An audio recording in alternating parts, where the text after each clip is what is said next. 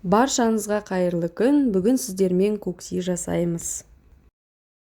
Ең алдымен етті ұзынша қылып кесіп аламыз. Жұмыртқа, қырыққабат, уксус, соевый соус, қызанақ, қияр, кинза, тұз, қарабұрыш, сарымсақ, чеснок, одан кейін көксидің лапшасы, кинза керек болады.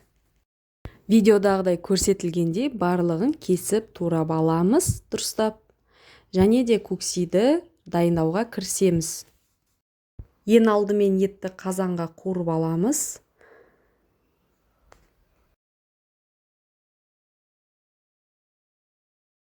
Жұмыртқаны табаққа жарып, осылай жақсылап араластырамыз.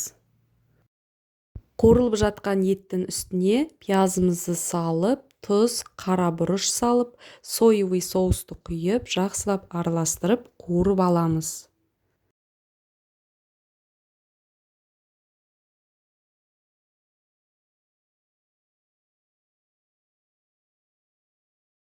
Енді көксидің салмасы қияр салатын дайындап аламыз.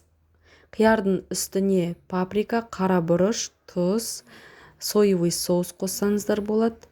Сарымсақты осылай өткізіп аламыз да, үстіне қосып, қайнап тұрған ыстық майымызды құйып, осындай салат дайындап аламыз.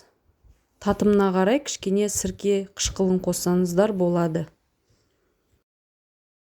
Енді қырыққабат қосылған салмаға кірісеміз. Кептірілген кинза, паприка, қарабұрыш, сарымсақ, ысытылған май құйып, үстіне жақсылап араластырып аламыз. Көксидің келесі салмасы жұмыртқаны осылай қуырып аламыз. Видеодағыдай дұрыстап, турап, дайындап қоямыз. Көксидің лапшасын тұзды суға пісіріп аламыз. Енді көксидің суына кірісеміз. Салқындатылған суға кинза, кептірілген кинза, паприка, қызанақ, тұз, бұрыш, сірке қышқылын, қызанақ және де кішкене сарымсақты үкіштен өткізіп, қосып жақсылап араластырып аламыз. Осымен көксидің суы дайын. Осымен достар, көксиіміз дайын болды. Барлықтарыңызға астарыңыз дәмді болсын.